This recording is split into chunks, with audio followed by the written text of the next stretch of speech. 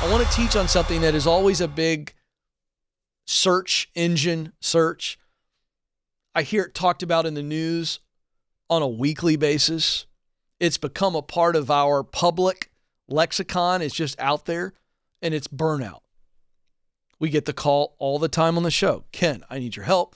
I'm burned out. And over time, as I began to help folks and dive into their story, and they'd say, Ken, I was burned out, I realized that burnout is a symptom. So it's just like if I go to the doctor and I say my knee's hurting, and the doc says, well, was there an actual injury? Were you playing a sport? I go, no, I just woke up and it started to hurt. That happens more and more, by the way, when you're in your mid-40s. Like, get out of bed in the middle of the night and your knee hurts. Like, what happened? Did you blow your ACL? No, I got up to go to the bathroom.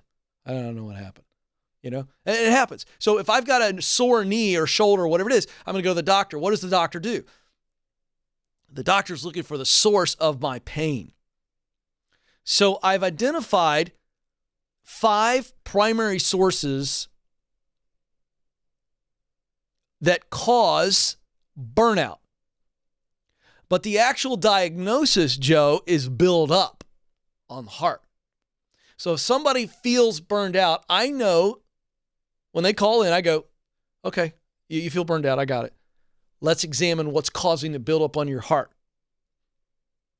And so let me just give you an analogy, then we're going to break it down for you. If I put my hand right here where my heart is and I'm quiet for 2 seconds, I can feel my heart beating right now. And so can you. But if I put blanket after blanket after blanket or coat, whatever, and I create a layer upon layer upon layer, and I put my hand right here, my hand is actually no longer touching my body. I'm pressing in, but there's so many layers there that I can't feel the heartbeat. That's what I mean when I say build up. And when you are in a work situation where build up from these 5 causes takes place, you're going to feel burned out. Burnout is essentially mental, emotional, and physical unhappiness. That's really what it is. So here we go. Reason number 1 for build up on the heart. There's no juice for the job. You got no juice. You don't love the work. You're good at it. And you've been good at it for a long time, but you don't love it. You can't remember the last time you got excited about your work. You're just good at it and you do it. No juice. There's no passion for it. Second cause of buildup on the heart, toxic work environment. That is a jerk boss or really toxic coworkers and teammates. Maybe even the whole company culture is toxic. And it's just nasty. Now, let me just tell you something about this particular cause of buildup. You can be in your sweet spot, folks, using what you do best to do work you love, to produce results that matter to you. And if you keep going into a toxic environment, you don't want to show up anymore. That's why we get so much confusion. I can't tell you how many elementary school teachers have called this show over the last 3 or 4 years, Joe, and they love teaching. They always wanted to teach. They're an instructor at their heart, but they can't stand their job. It has nothing to do with the work. It's the environment. I get that call almost every week. So toxic work environment can cause buildup on the heart. And the very thing that you once were passionately in love with, you don't even want to show up and do anymore. And it creates confusion. Number 3, cause of buildup. You're overwhelmed at work. I see this all the time. You feel like the moment you pull into the parking lot at the office that you're drinking from a fire hose. I can't even breathe. I'm drowning. And it's 8:15. You're overwhelmed.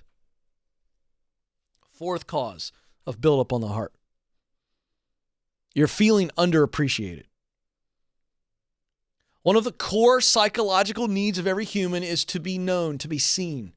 Do you see me? Do you appreciate me? Do I matter is a way of saying this. And leaders are so bad at this that they'll just keep piling on the work, and they're so bad at going, attaboy, attagirl. Pull them aside. Look them in the eye. Let them know that you see them and just say, You're doing a great job. Even better leaders, listen to me, do it in front of their coworkers. We know from HR data, listen to this, we know from HR studies that we humans would rather receive public recognition or some reward that is a form of recognition than we would a pay raise. It's not my opinion, that's the data. You know it if you think about it long enough. Finally, fifth cause of buildup on the heart, which causes the feeling of being burned out, and it's bored. Some of you are at a job and you're watching me while you're at work. And while I'm grateful that you're watching me instead of working, you're stealing. And when my show's over, when again, I'm very grateful that you're watching the show, and you need to be watching the show. You need to be watching it on demand, though, not live here on YouTube. You're going to spend the rest of your day hoping that Facebook refreshes and somebody puts a new cat video out. That's how bored you are.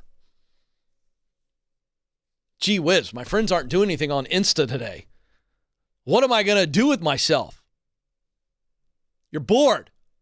Let me tell you something. This is an insidious one that sneaks up on a lot of people because we are creatures of progress. We long to do something. We long to do it better. So those are the 5 causes of buildup on the heart. Quick review: no juice for the job, toxic work environment, overwhelmed with work, feeling underappreciated, and bored. So those are the causes. What's the cure? Clarity. Clarity is the first step of the cure of buildup, which causes burnout. I got to get clear.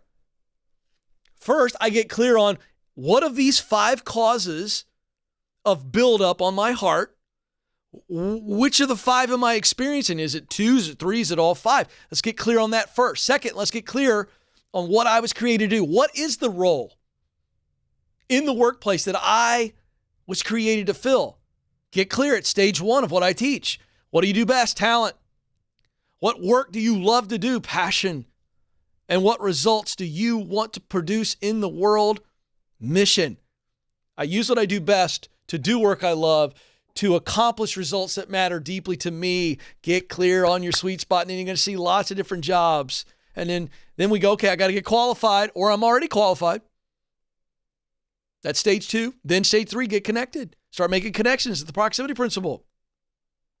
Then you're going to have the opportunity to start, and then the opportunity to move up, get promoted, and eventually step into that dream job. Get the dream job. And then ultimately you're working not for money, but working for meaning, because the money and all the success and recognition comes with this. This is what we long for. So that's the cure. Clarity, because once I'm clear, I'm confident. Once I'm clear, I'm confident. I know that when doubt and fear starts to get on my shoulder and say, I don't know if you can do this, I go, shut up, I'm clear. I know that when fear comes in and goes, oh, I'm probably going to fail, I go, shut up, I got this, I'm clear. I know I've got the talent to do this. Clarity, listen to this, breeds confidence. And this is the fun part. Confidence breeds courage. A clear person is confident, and when they need it most, they have the courage. See, courage cannot show up unless I am clear. Because clarity goes, this is what's right, this is what I got to do. I've said this example many times. If you've ever seen one of these heroic stories of somebody that pulls somebody out of a burning car or dives into the river and pulls somebody out of a car, they are putting their life at risk, and we say, oh, they're so courageous, and they are. But where did the courage come in that moment to put their life at risk for somebody else, a complete stranger? It comes from clarity. Here's what happens. They see this accident, they see what's going on, and instantly they know this person's going to die if somebody doesn't help them. And I'm here right now, I think I can help them. That's the instant clarity. The confidence, I'm doing this. I can do this. That's instant. They come together right there. I need to help them. Somebody needs help them, they're going to die. I can help them. That's that confidence, clarity and confidence. And then what happens before they even think about it, they're diving in the water or they're pulling somebody out of a burning car. Courage. So courage to stay on this path, folks, because it's a long journey sometimes. Courage to face your doubt. Courage to face your fear. That comes from clarity, that you know you were meant to do this. And that somebody needs you to be the best version of you. It's not about us. None of this is about us. It's about the contribution. in the lives of others, and you think you're just a guidance counselor at a school, or you just think that you're a hairdresser, or you just think that you're whatever, fill in the blank. The reality is, if that's the role that makes your heart sing, then step into it, own it. And there's always somebody on the other end of that work who needs you. Clarity, confidence, and courage. If you're feeling burned out right now, hit rewind and watch this back again. Do an assessment in your life. And the good news is, once we know what's causing the buildup, we can fix that. And we can live and work like no one else.